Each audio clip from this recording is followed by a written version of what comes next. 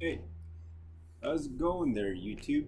So, it's been a minute since I've actually updated on any books or guns that I'm going to be talking about soon. Um, yeah, it's been a little hectic as it's going to be. I mean, it's the new reality, as they say. But I'm trying not to let that keep me down, and I hope that's not the same case with y'all. But I went ahead and I finished Black Hawk Down by Mark Bowden. Bowden? Bowden. Anyways, I saw the movie many times. I still have it, but finally finished it about 2 days ago. And there's been some other books that I finished that I haven't gotten around to actually giving my actual review on it, only because I'm trying to just kind of remember a lot of it because I kind of just jumped into it. But enough of that small little rant or you know segue there. I finished it, and it definitely, just like most books will, they they definitely give a bigger and broader picture only because you can use your imagination. Before we do any of that, I gotta start the morning off just right. Hang on for a second.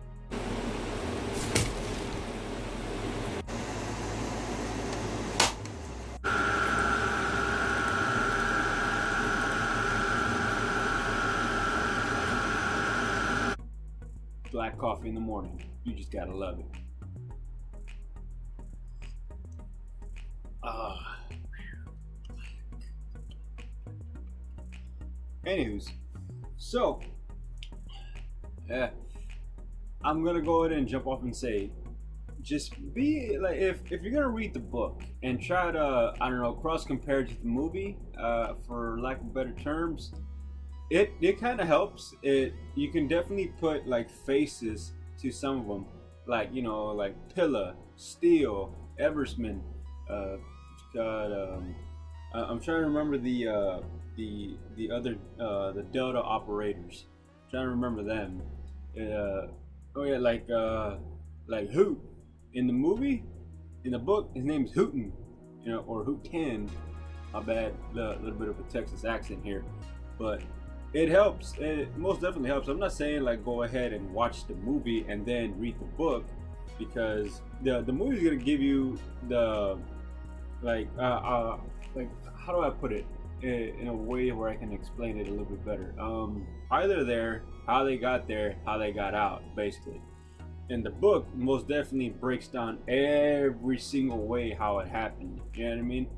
And just like just kind of like what happened in the movie, and it cross comparisons to the book, where like how Eversman went ahead and took charge of a particular squad, also known in the book and in the movie as a chalk. You know, and let me make this abundantly clear here. I've never served in the military, never did any time with law enforcement. Just a guy just kind of went ahead and talked to a few veterans from work, talked to a few veterans on the side, and just get a cross comparison of what they're talking about. And then some stuff I just Googled. I mean, Google is your friend in a weird way, but you know, back to it all. So, yeah, yeah, that definitely helps. It helps in a lot of ways, only because it's gonna get very, very. I want to say convoluted. I just want to say there's certain things that are just gonna cross with each other, because there wasn't a lot of chapters, but there's small little areas where it just kind of cuts off from uh, like just to give a small example, just like in the movie, it kind of feels like it's going in different pieces. It's like while something is going on over here, at the same time, like the movie jumps to somewhere else. Like just for example, where McKnight is I forget their actual names and ranks, but I just remember McKnight. He's the one in charge of the convoy. Eversman is in charge of a security chalk, and the Delta operators are actually propelling from the center, and they're going down that way. But in the book, it's so convoluted. It's like sometimes you really have to like pay attention. I think that's what. Well, I mean, I actually went on vacation, but that's why I had to kind of like take a break a little bit and reel myself back in to understand exactly what it is. Because I mean, I'm not saying you have to, be in the military or law enforcement or have technical training to go ahead and understand. I'm just saying it can get a little convoluted. It did give us, well, like in the movie, for sure, they give us a small depiction of what happened to Mike Durant, one of the pilots at one of the what is known now as the Black Hawk Down. And there was actually two that fell, but they did give us a small little insight of how he was treated. uh, I forget the reporter's name, but there was actually one where like the captors, the Somali captors, that went ahead and one thing we didn't know in the movie either, uh, uh, about with Mike Durant, is it like a different kind of a warlord. I'm not too familiar because their names are all over the place. You know what I mean? It was a little tough to kind of remember a lot of them, especially a lot of them because I mean I'm from Texas. I mean those names nowhere near like what we know at all. You know, I've met people from Cuba. I've met people from I think one of them was from Venezuela, and definitely a lot of people that were from Florida that were immigrants from somewhere else. But I mean, those names way off the charts. You know what I mean? I tried. Like at that point, I just used their initials, like AMA or AKDM or MMD or something like that. That's basically what I did to try to remember. But driving it back home to where I was, that when Mike Durant was actually captured, and they gave us a small depiction of what exactly was going on, and that part I recommend like reading pretty closely, only because there's certain things that like, okay, the movie doesn't give you. You're gonna have to read it in the book, and your imagination is gonna like run wild with it, because it's new information for sure. And that's, hey, everybody loves new information. You know what I mean? Whether it's to help or hurt you, but everybody loves it. So that being said, that was one thing that I was like, yeah, man, this is what makes books a whole lot better, because you can use your imagination. There's information that you can use, and it makes it a whole lot better. Maybe for the sake of time, I can understand why they didn't put it in the movie, but for sure, oh man, like, to be honest with you, it totally reminded me a little bit of Lone Survivor when I actually read that book. Turns out that it's a tradition for like I said, the names are really hard to remember. Like it's a tradition for, like, I guess a POW captured to be treated humanely. And in the movie we see that too, where like, okay, there's a small little mob. They're actually ripping the clothes off of the two Delta snipers that went ahead and tried to secure the crash site where Mike Durant was at. And once like Durant was out of ammo, for sure, all he did was just kind of like brace himself for impending death, basically. And there's a small little scuffle, and one thing that was like a small key to why they stripped them naked was because with the pilots, I don't think it was the same thing with the Delta operators, but it was actually mentioned pretty hard with Mike Durant. Was the reason why they stripped them naked is because they knew pilots had beacons in their clothing. I never knew that. Oh man, it's definitely gripping. It truly is. If the movie got you, the book will definitely grip you. You know what I mean? It's gonna grip you. You're gonna like go ahead and maybe like take a few seconds to like read the page where like it's captivating. At first, like you think, okay, yeah, it's like it's a bunch of guys, soldiers, were civilians 6 months ago. Now they're respected rangers, and mixing around with Delta operators, and definitely having like this band of brotherhood going on. It starts off a little like that, no doubt. I'm not gonna lie, and for sure it. Well, one thing that got me like, okay, cool. After reading Chris Kyle's book, Marcus Luttrell's book, and Black Hawk Down right now. I'm like, okay, cool. It's kind of a little bit of the same story, but like not really. Sizemore, he took place over the 60 gunner, and Blackburn was an assistant 60 gunner, but like maybe not to Sizemore himself, but definitely you know Blackburn himself. He was humping a lot of gear. You know what I mean? He had extra ammunition. It was he was fresh. Fresh off the bird into Eversman's chalk, and just fresh as you can be. Probably that's probably like a good idea, but the weight, from what they described, maybe it was easy enough. And I actually tried to get a cross reference, and I just googled, you know what I mean, I don't know, soldier propelling from aircraft, and the rope was a whole lot more from the seated position, and then to go in with all that gear.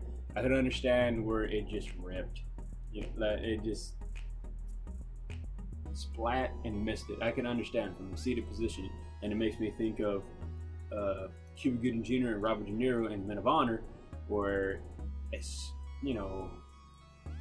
sidetrack on that one, where Robert De Niro basically said this is a lot of brass to sling up from a seated position. And of course, the dickhead captain says, it's spun copper. We haven't used brass in a decade, but different movie, different topic. But still, point is, dude, that's a lot of weight directly on your shoulders to get up. The point is, Blackburn, you basically have to do a nice little scoop into it, and with the weight of it all, I think it was just that missed it.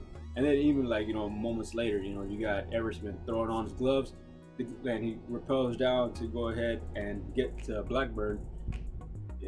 His gloves basically sheared off, like shing. I don't know if they're leather. I don't know if they're a GI issue, but hey, wow. And this wasn't some rope that you as thick as a how do you say I don't know, like an extension cord. Nah, man, this is some stuff that they use on boats for a tugboat to pull another boat, basically. I don't say nice and pretty sunflowers and rainbows. It just gives us a nice, clear-cut depiction of what was happening, why they were there, how did it all basically go to hell, and definitely what happened to Mike Durant, the Delta operators, and definitely what was going on with the first initial crash site. Got those confused. The names were the names of the pilots and the people that secured it. They're mentioned, but a lot of names in the ranks were all over the place.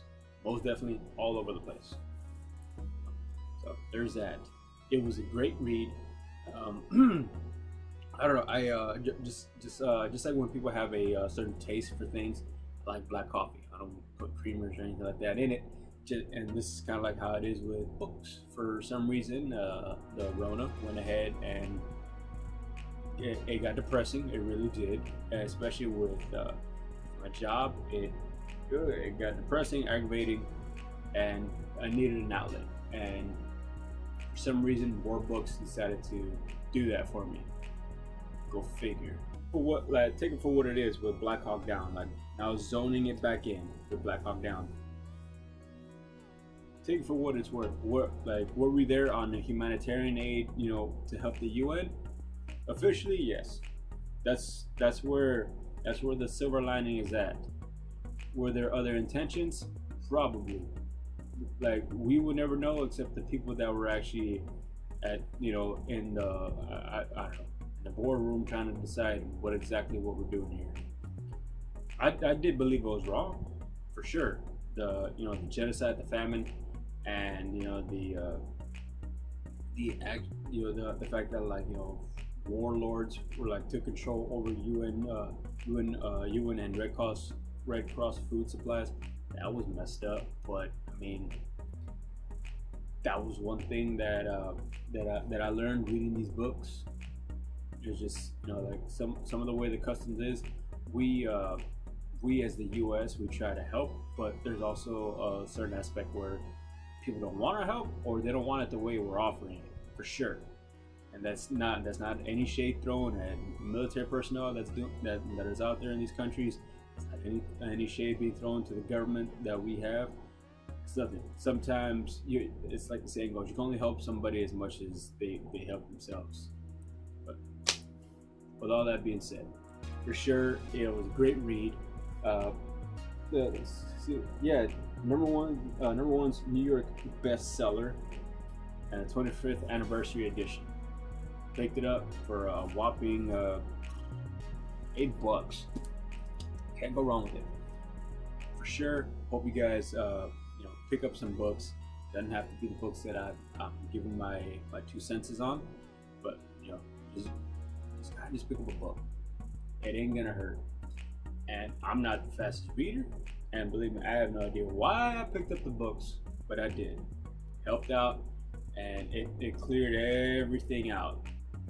All that, like the windows over there, that's why I'm like aiming at that. It cleared all that crap out and just let me zone in and then just focus on the book. That's all it was. It's nice, relaxing.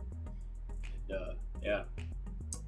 With all that being said, I hope you all stay free. I hope you all stay strong. And if anything else, get yourself nice, however you like your coffee. I like it black. Get yourself a nice coffee, a good book, and I'll catch you guys directly on the next one. Cheers.